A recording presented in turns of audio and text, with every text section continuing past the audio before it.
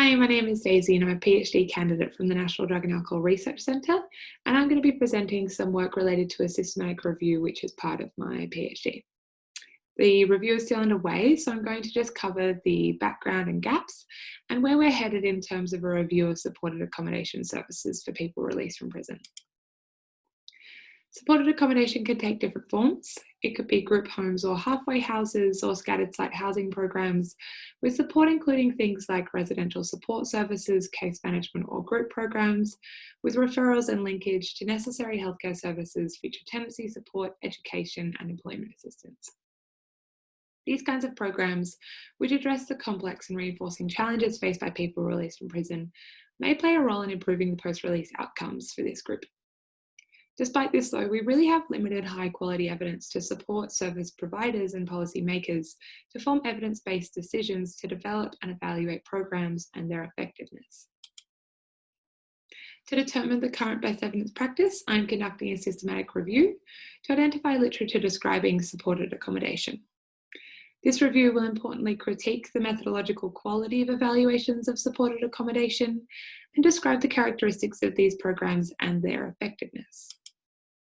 As I mentioned, the review is still underway, and we had a combined search result of 3,128 unique studies, of which 106 full text records are currently being screened. So far, it appears that the existing literature is lacking rigorous evaluations of supported accommodation, with limited descriptions of program components and theoretical frameworks that underlie them, and there is considerable variation in how programs operate and are evaluated.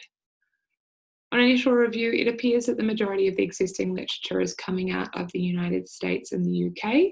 While it's not surprising, as the vast majority of incarcerated people worldwide are in the US, there really is a definite need for increased literature related to other contexts. Due to the difficulty identifying literature relevant to this review, so far one of the primary recommendations is for increased publication of evaluation studies of supported accommodation services. These kinds of services really rely on evidence not only to inform their programs, but to support applications for future funding and expansion.